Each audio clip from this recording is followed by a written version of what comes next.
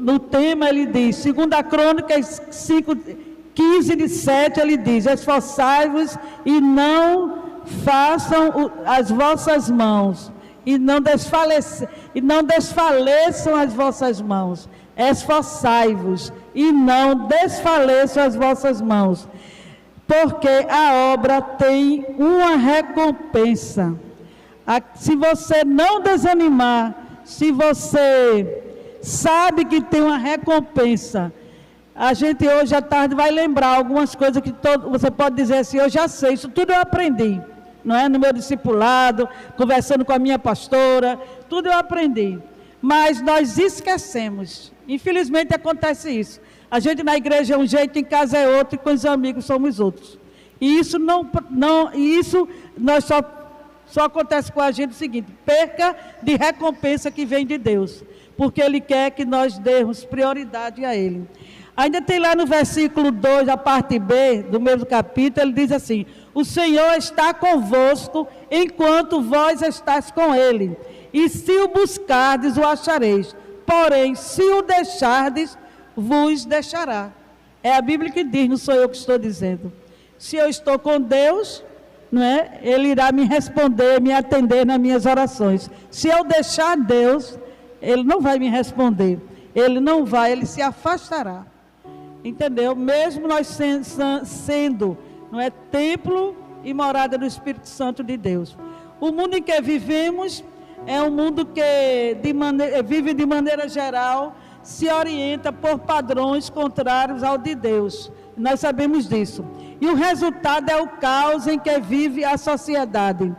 E quantas pessoas de nossa igreja vivem baseado nesse caos que o mundo oferece? Aquelas pessoas que têm mente cauterizada, que acham que nada é pecado, nada Deus me proíbe, eu posso fazer tudo. E esse tudo é que é o problema. Esse tudo eu esqueço de ser obediente a Deus.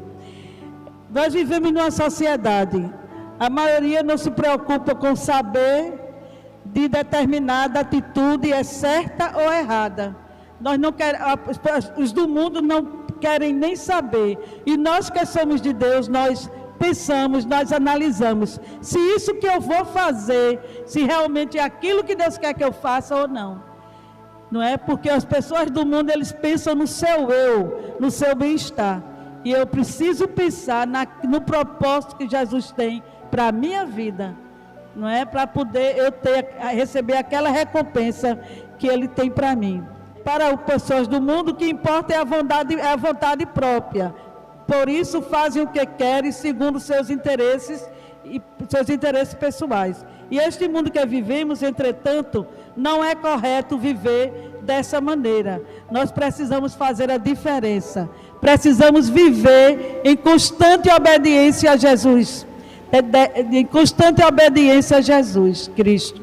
Diferenciando-se das demais pessoas para chamarmos a atenção, para sermos sal e luz do mundo. Se eu não sou sal e eu não sou luz, eu não estou fazendo a diferença, né? E para eu fazer a diferença, eu preciso ser obediente, eu preciso buscar a presença de Deus na minha vida, e que as pessoas do mundo possam ver essa diferença em mim. Jesus disse que não somos do mundo, e nos exorta a guardar-vos do mundo.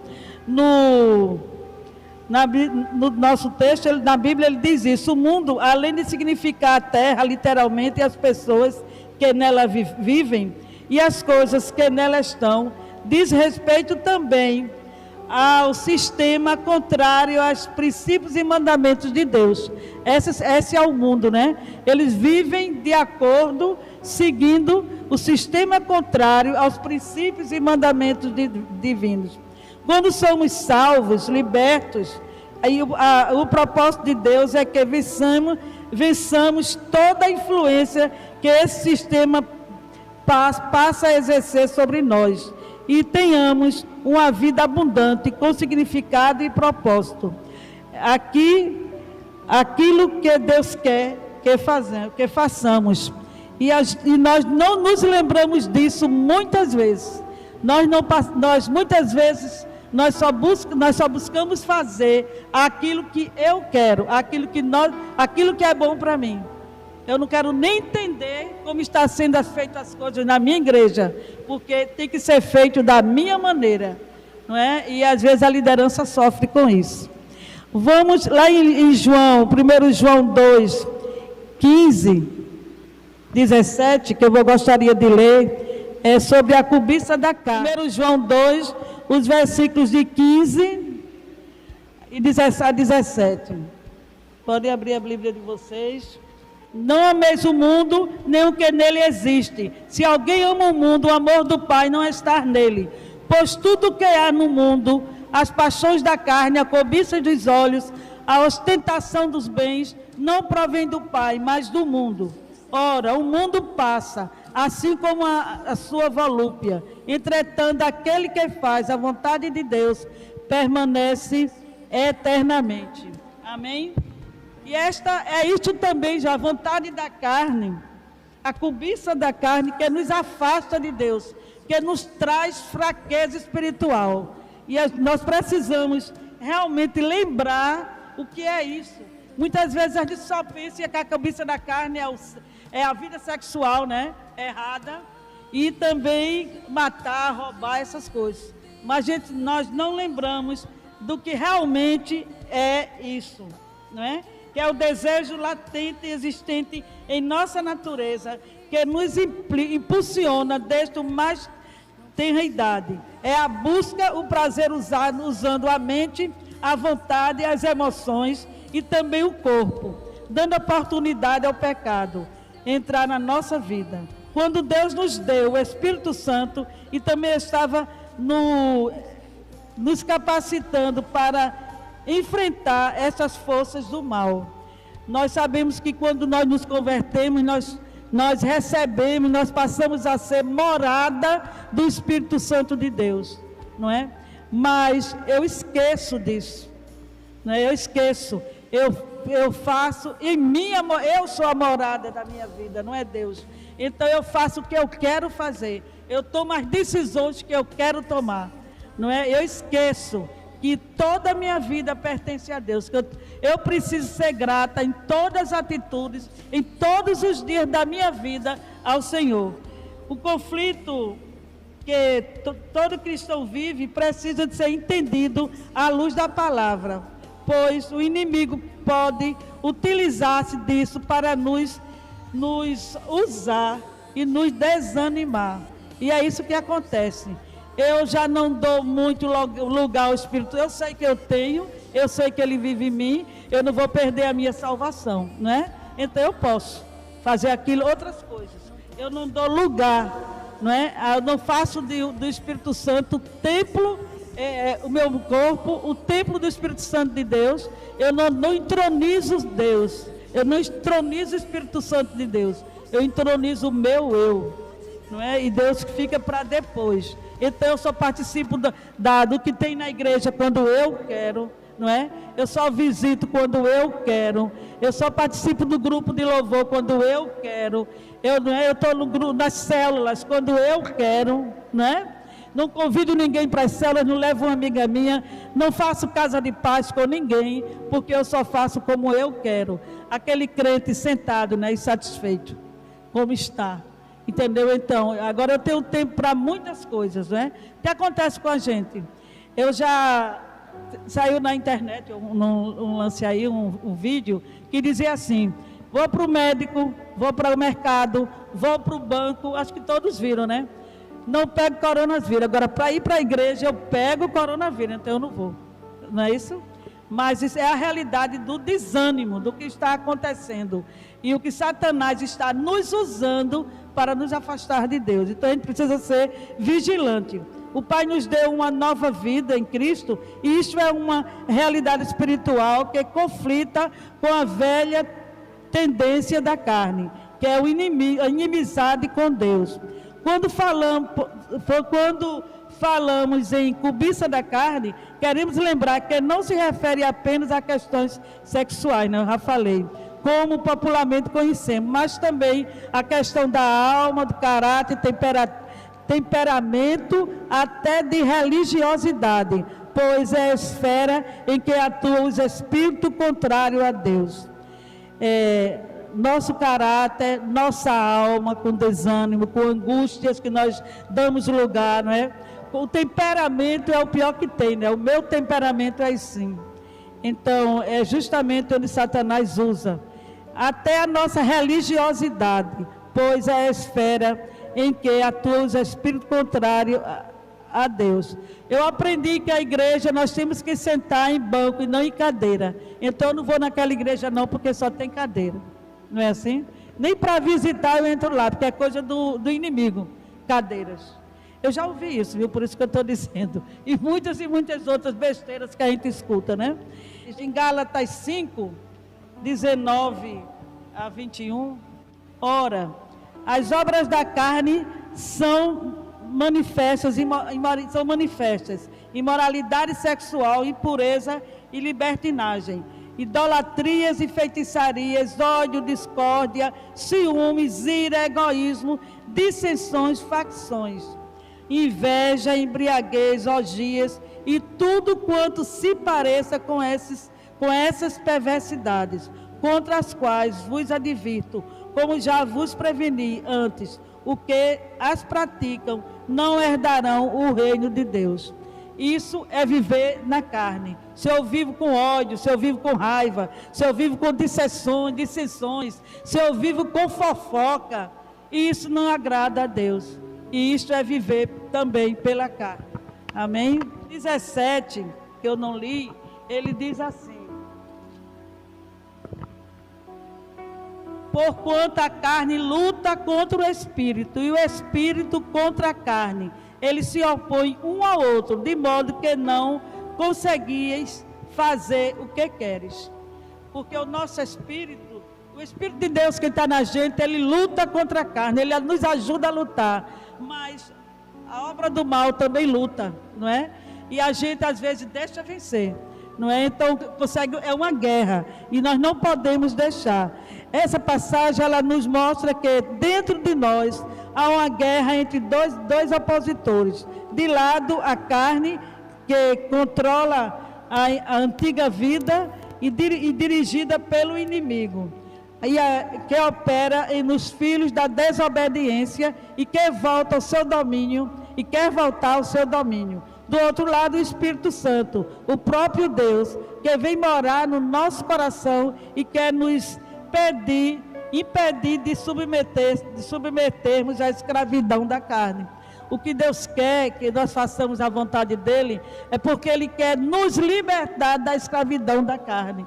E na hora que eu esqueço de clamar, na hora que eu esqueço de pedir, na hora que eu esqueço de agradecer, mesmo na prova, né, ser grata a Deus por aquela prova, que é ali que eu estou aprendendo, então eu não estou dando lugar ao Espírito Santo de Deus. Eu estou fazendo justamente ao contrário. Estou perdendo, né? Estou perdendo de ganhar. É o Espírito Santo que nos ajuda a viver uma vida de comunhão com o Pai. Precisamos entender e dar lugar ao Espírito Santo e a Deus em nossas vidas, submetendo-nos a Ele. E a nossa barreira é com isso, é submeter a Deus. Eu arranjo tempo para tudo, eu não arranjo tempo para Deus, né? Eu estudo, eu trabalho, eu corro. É uma vida secular, eu posso fazer o quê, né? Mas eu esqueço do meu momento com Deus. Precisamos deixar Ele no centro de nossas vidas. Destronar o seu eu e deixar só Ele entronizar o Espírito Santo de Deus. Lá em Gálatas 5,16 ele ainda diz: vivam pelo Espírito e de modo nenhum satisfarão o desejo da carne. Se a gente vive pelo Espírito, se a gente vive diariamente deixando Deus agir, nos ensinar a agir conosco, nós jamais iremos deixar que o desejo da carne impere em nossas vidas. Nós precisamos ser vigilantes. O mundo consegue a influência que afeta o nosso modo de pensar. O mundo ele coloca através da mídia, né? nos influencia nosso modo de pensar, de falar, de sentir, de vestir, de relacionar-se e muito mais coisas, né? Nós temos pessoas que se deixam até seduzir, né? Se dissermos a essa influência, se cedermos a essa influência, seremos semelhantes ao mundo e deixamos de cumprir o propósito para o qual Deus nos chamou. No texto principal diz: esforçai-vos e não desfaleça a vossa mão, porque essa obra tem uma recompensa. Esforçar-nos para vencer o inimigo, externos e internos. O inimigo externos é tudo aquilo que é contra a vontade de Deus. Conflito interno, são os conflitos pessoais que nós temos, não é? Externos, que ele deixa abater. Você precisa lutar para vencer esses conflitos que o mundo lhe ataca, né? Você precisa lutar para vencer. Vencer o desânimo, vencer as lutas. O problema maior que você tiver, coloque tudo na cruz. Nós esquecemos também disso, de colocar tudo na cruz de Cristo e vencer. Vença, seja forte, seja um vencedor. Pare de lutar. Não disse que o mundo, a Bíblia diz que no mundo lhe pare. Não deixe que o mundo lhe pare. É isso que a Bíblia diz. Lembre-se, você é templo e você é morada do Espírito Santo de Deus. Ele é quem controla a sua vida. Você é aquilo que Deus disse que é, e não o que os outros dizem que são. Não é? Você é aquilo que Deus diz que você é. Não deixe se abater por palavras que botam você para trás, palavras que derrubam você. Entendeu? Vençam. E nunca trate ninguém com indiferença. Porque muitas vezes a gente escuta uma palavra que a gente não gosta, não é? Alguma atitude contra a gente que a gente não gosta, a gente dá uma ribiçaca, né? Aí vem a ostentação. Eu sei que eu não sou, porque Deus está comigo, mas eu saio, passo pela pessoa, não fala, cruzo com outros, não falam. Até dentro de casa a gente faz isso, né? Com o marido, às vezes, né? Com o marido, com o parente, passa meses sem falar com os irmãos de carne, porque minha irmã disse uma coisa e eu não gostei, não é? Mas a gente faz isso. E se eu faço isso, eu não estou vivendo, eu estou esquecendo que eu sou templo e morada do Espírito Santo de Deus. Eu não posso deixar que essas coisas percam a minha paz, que isso me coloque em cima de uma cama. Eu não posso deixar, porque Deus está comigo. E eu sou o que Ele disse que eu sou. Ele tem um propósito na minha vida. Ele vai me guiar sempre, amém? Se você quer ter uma vida vitoriosa, precisa aprender uma coisa importante, é depender do Espírito Santo de Deus. E essa dependência de Deus se manifesta através só de uma atitude. Foi o homem que melhor nos ensinou a vida de dependência do Pai e, consequentemente, a vida de oração. Para encerrar, nós queremos fazer alguns destaques daquilo que falamos para poder vencer tudo que o inimigo coloca em nossas vidas, para nos desanimar e nos abater, não é? E até nos afastar dos princípios do Senhor. Nós vimos, né, nessa falança minha rápida, nós vimos primeiro que precisamos viver em constante obediência a Deus. Segundo, ser sal da terra e luz ser sal e luz da terra. Precisamos fazer a diferença. Estamos no mundo, mas não pertencemos a ele. Precisamos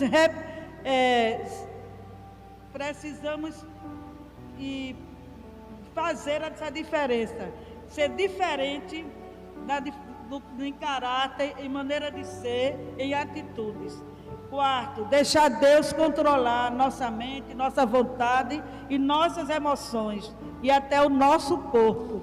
Se colocarmos Deus no centro da nossa vida, em vez do seu eu, jamais posso dar lugar ao meu eu, não é? E sim dar lugar a Deus. Jamais, se eu colocar Deus e eu buscar isso de coração, eu jamais vou desentronizar, a não ser que eu não queira, né? A não ser que eu não o busque.